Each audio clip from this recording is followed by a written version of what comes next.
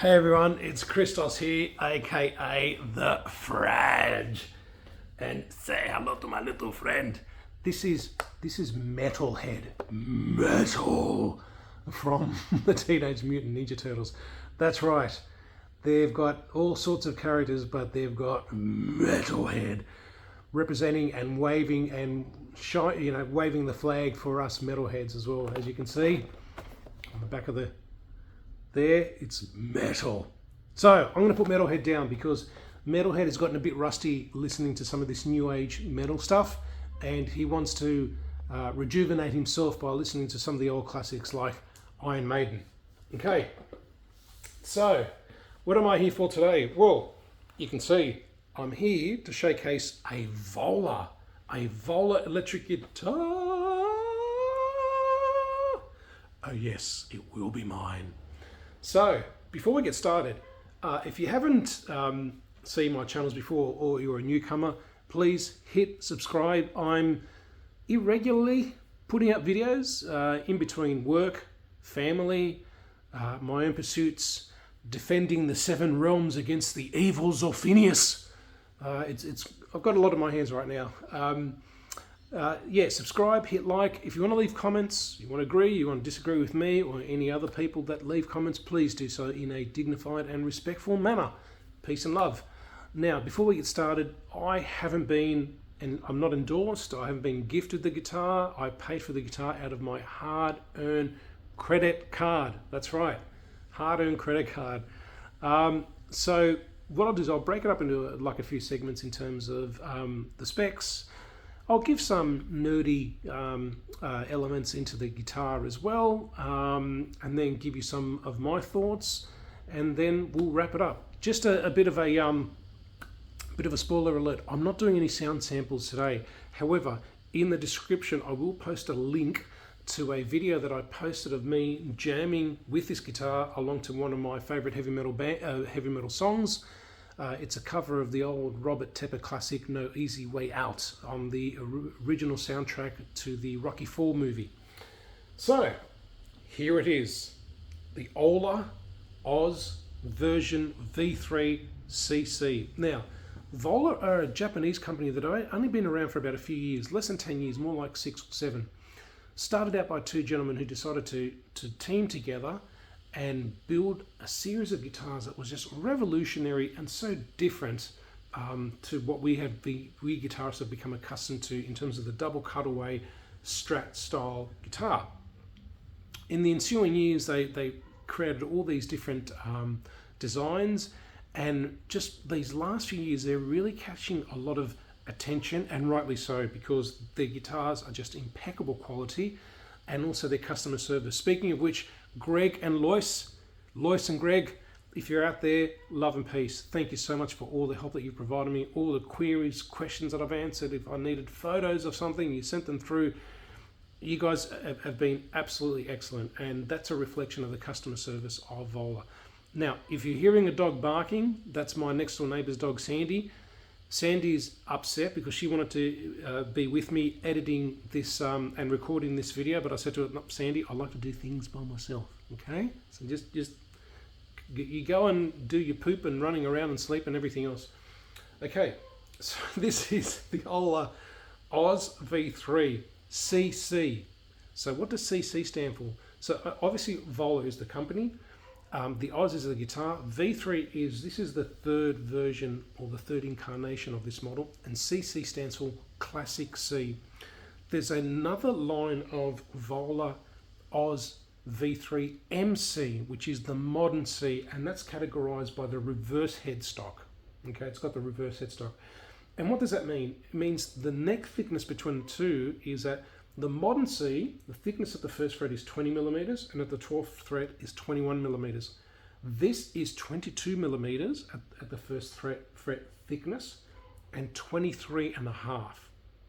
You're probably thinking to yourself, oh, okay, is that a bit too fat for a shred-like guitar? Absolutely not, absolutely not. It feels very comfortable, very comfortable.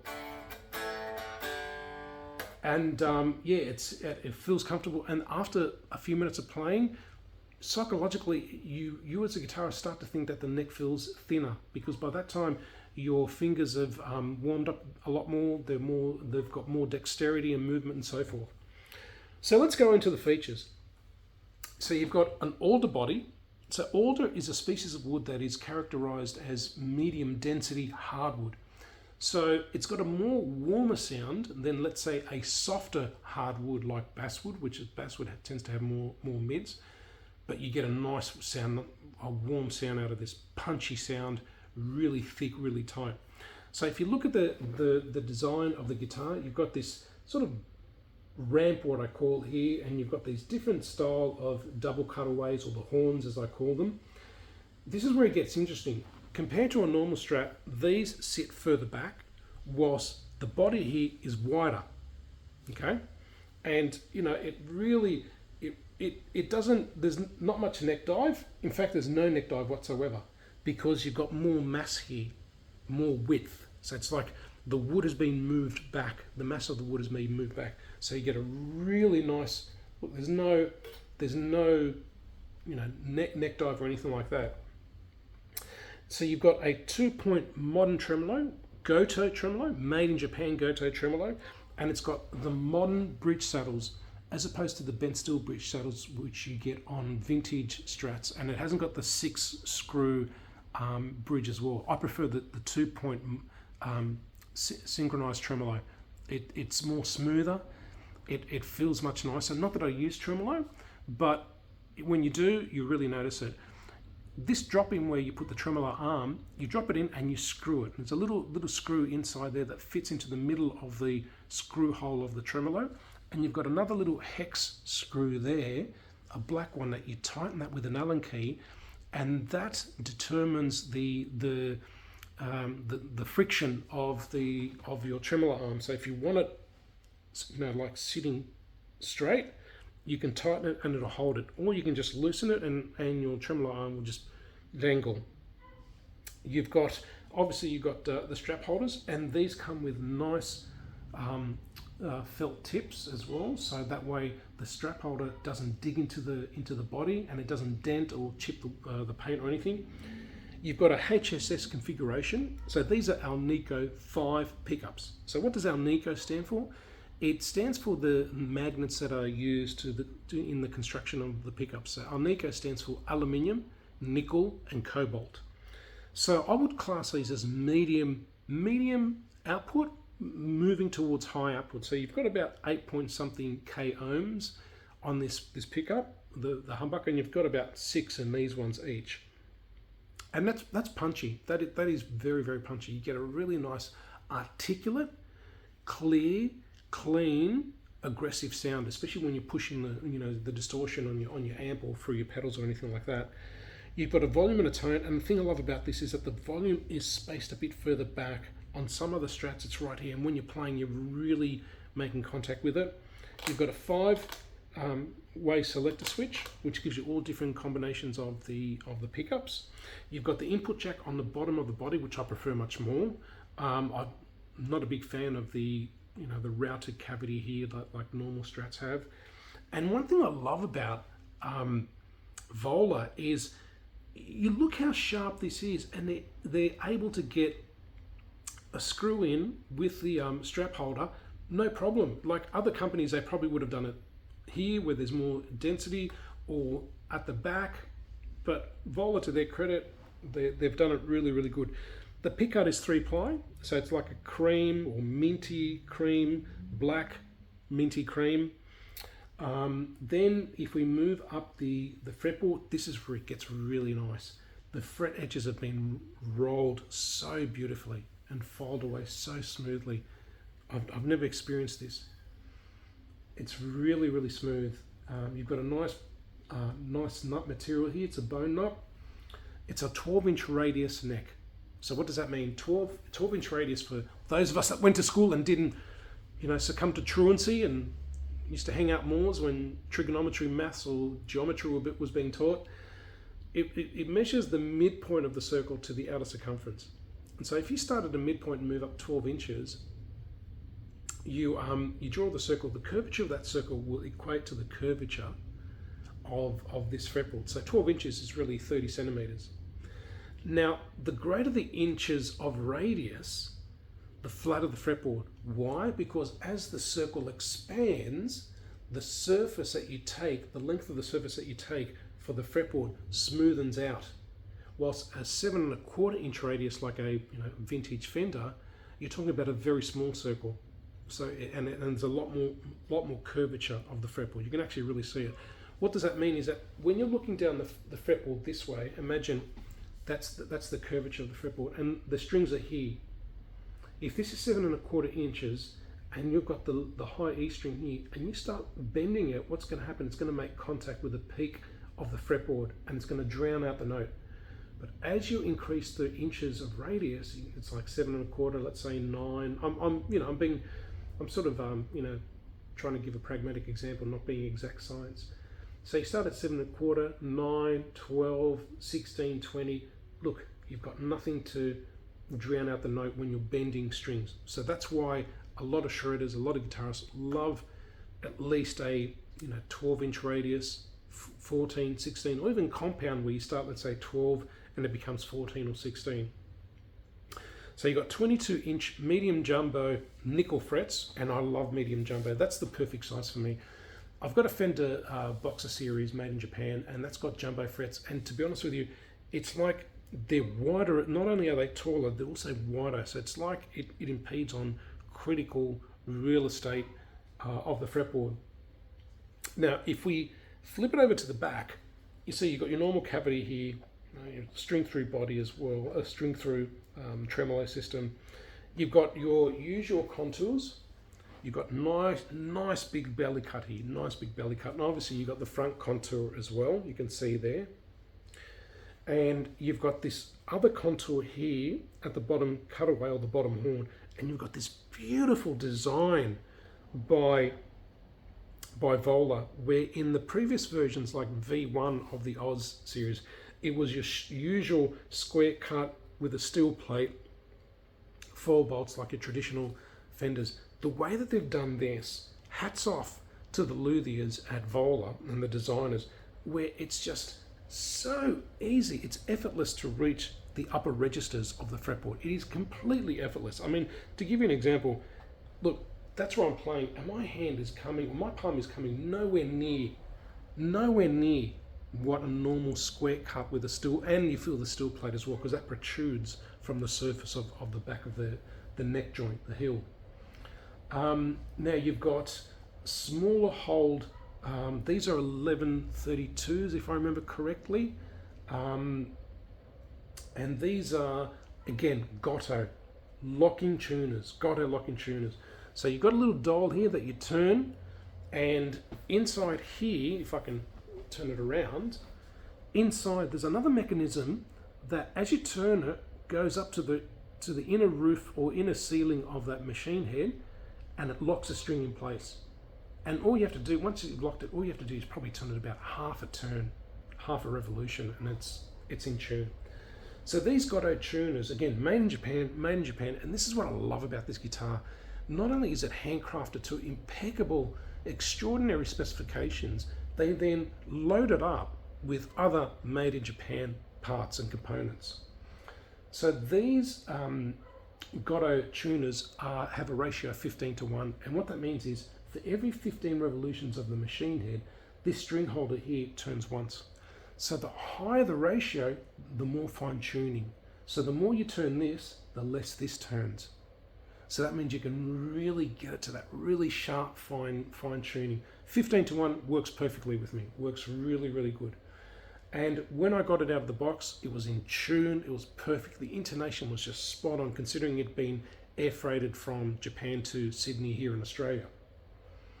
And at the front there, you've got this beautiful logo, Vola, which is an acronym for the Voice of Life and Arts.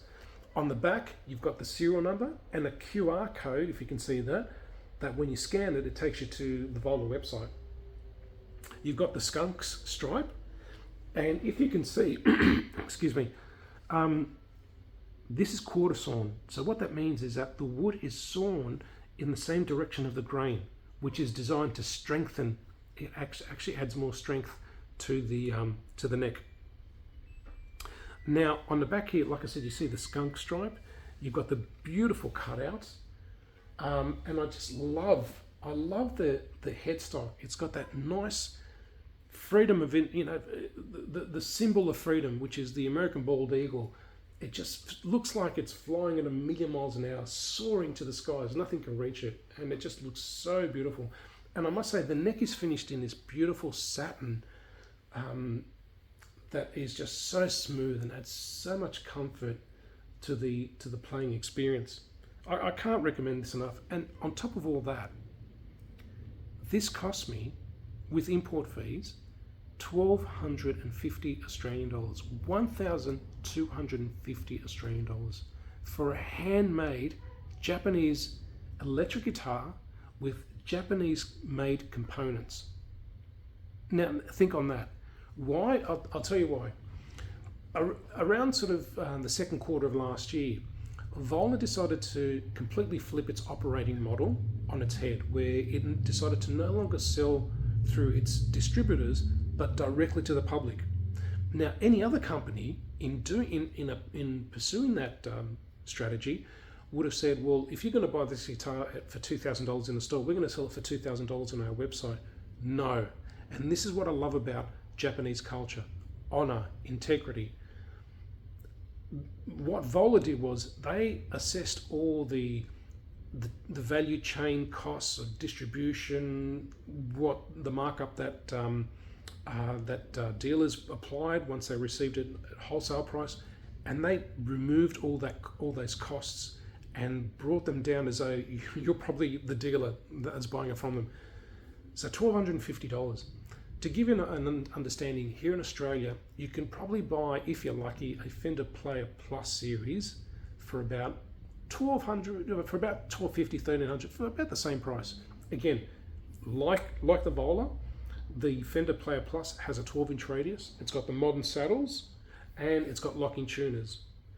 If I play them together, seriously, the value for money, the design, the tone, the look, and the consistency in quality, Vola wins hands down. Vola wins hands down. So absolutely love it. So you'll see now when I do reviews, if I'm going to buy a Fender, it's only going to be in Japan, because for me, Japan is the pinnacle of guitar craftsmanship in the world. Now, what do I actually, before I do that, let me show you the gig bag. So the gig bag is a really good quality padded gig bag. So you've got a Velcro strap here that you can combine the handle, so you make it nice and comfortable when carting around or carrying around. You've got a big compartment here which you can put your leads, your cables, probably even a few pedals. I mean, you can see it's almost coming down to my elbow. So it's got and it comes out, sorry, I realised it comes out quite a bit, and so that way there's a lot of room that you can actually, put stuff here. Like I said, leads, microphone, pedals, patch leads, you name it. You've got a smaller compartment here, and here I've got, my certificate of authenticity, owner's manual. I've got the tremolo arm. I've got Allen keys, and the Allen key for the truss rod, if you wish to adjust the truss rod, is 5 millimeters. It's 5 millimeters. Okay, so just to let you know, and it's on their website as well, and all the specifications are on their website. And what I'll do is I'll put the link below in the description. Then you've got a nice big opening inside, and look here. Here what they've done is they've put a hardened material patch here, so the tremolo doesn't dig into the or the strings or the knobs, the volume and tone knobs. So they've thought of everything. You can see it, and it's really sturdy material, really sturdy. So that way, this inner lining doesn't deteriorate over time. So again, they've really thought about it.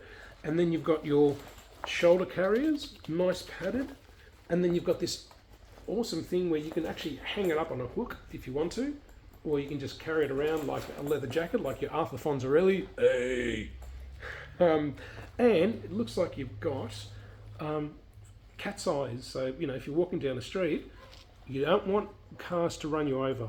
Okay, you know, this is we guitarists saying, don't touch our Volas.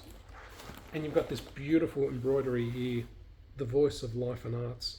Beautiful, really good quality. And then you've got a Velcro strap here that secures the guitar in place.